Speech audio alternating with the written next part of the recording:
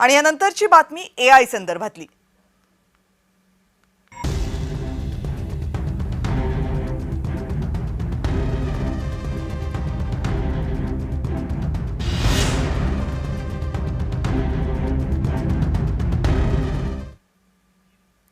AIचा वापर करून बनवलेले फोटोज आणि व्हिडिओज बाबत केंद्र सरकारने काही कठोर नियम केलेत। यामध्ये सगळ्यात महत्त्वाचं म्हणजे आक्षेपार्ह मजकूर किंवा व्हिडिओ तक्रार आल्याच्या 3 तासांमध्ये काढावा लागणार आहे आणि ही जबाबदारी समाज माध्यम कंपन्यांची असेल। त्यामुळे फेसबुक, इन्स्टा, एक्स या डिजिटल व्यासपीठांना आता सतर्क राहावं लागेल आणि त्यांच्या सॉफ्टवेअर्समध्ये संबंधित बदल करावे लागतील। AI बाबतचे कठोर नियम नेमके काय आहेत त्यावर ग्राफिक्सच्या माध्यमातून एक नजर टाकूयात। आक्षेपार्ह मजकूर किंवा व्हिडिओ समाज माध्यमांनी 3 तासांच्या आत काढून टाकावे। AI फोटो, व्हिडिओ किंवा ऑडिओ असेल तर तसं स्पष्ट लिहून यायला हवं। त्यासाठी लोक फोटो किंवा व्हिडिओ अपलोड करत असतानाच त्यांना तसं विचारणं हे बंधनकारक असेल।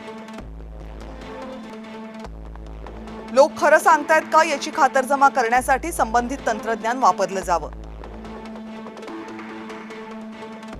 एखादा फोटो किंवा व्हिडिओ सर्वात आधी कुणी पोस्ट केला हे शोधता आलं पाहिजे। समाज माध्यम कंपन्यांना या संदर्भातले आदेश देण्यात आले। आता हे इतके कठोर नियम करण्याची नेमकी कारणं काय आहेत त्यावरही एक नजर टाकूया। AI तंत्रज्ञान सगळ्यांनाच उपलब्ध झाल्यानंतर त्याचा गैरवापर मोठ्या प्रमाणात व्हायला लागला। एखाद्या भागामध्ये प्रार्थना स्थळाची विटंबना केली आहे असे व्हिडिओज बनू लागले। पंतप्रधान आणि मुख्यमंत्र्यांचे डीप फेक व्हिडिओज बनवून ते व्हायरल केले जाऊ लागले।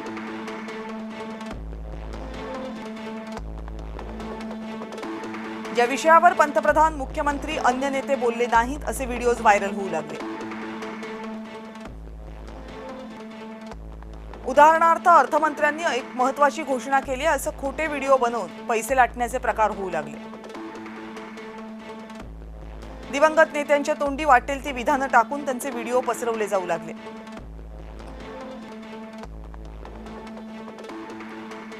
अभिनेत्री किंवा सामान्य महिलांचे अश्लील व्हिडिओ बनवून व्हायरल करण्याची विकृती वाढू लागली आहे। एखाद्या अभिनेत्यानं अमुक नेत्यावर परखड टीका केली आहे असे कित्येक व्हिडिओ व्हायरल होतात।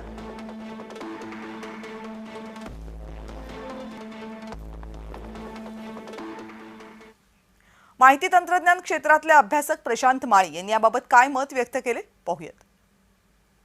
जो नवीन IT रूल्स 2026 आलेत म्हणजे अमेंडमेंट केलेलं आहे IT ऍक्टला आणि त्यामध्ये AI संदर्भात म्हणजे सिंथेटिक इन्फॉर्मेशन हा त्याचा एक्झॅक्ट शब्द आहे।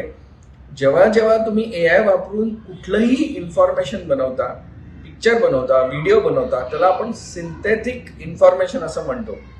आणि जर तुम्ही हे सिंथेटिक इन्फॉर्मेशन किंवा व्हिडिओ बनवलेला आहे तर त्या व्हिडिओच्या 10% भाग जो असेल तिथे तुम्हाला हे लिहिणं गरजेचं आहे की हा व्हिडिओ, हा पिक्चर, हे टेक्स्ट आम्ही AI वापरून बनवण्यात आलेला आहे। हा डिस्क्लेमर टाकणं गरजेचं आहे।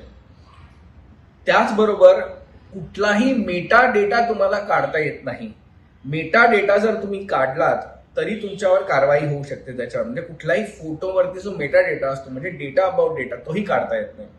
आणि तुम्हाला हे सगळं कधी किती तासात करायचं आहे कारवाई जर तुम्हाला सांगण्यात आली तर 3 तासात तुम्हाला ही कारवाई करायची। नाहीतर जे इंटरमिजियरीज असतात म्हणजे काय सोशल मीडिया, वेबसाईट्स किंवा जे कोणी हे असले पिक्चर होल्ड करतात आणि त्याला सरकारने सांगितलं की काढा तर त्यांना 3 तासात काढायचे आहेत। नाही काढलं तर तुमचा जो इंटरमिजियरी म्हणून तुम्हाला सेफ हार्बर प्रोव्हिजन असतं ते काढून टाकण्याचे आणि पोलीस तुमच्यावर कारवाई करू शकतात, तुमच्यावर FIR होऊ शकते।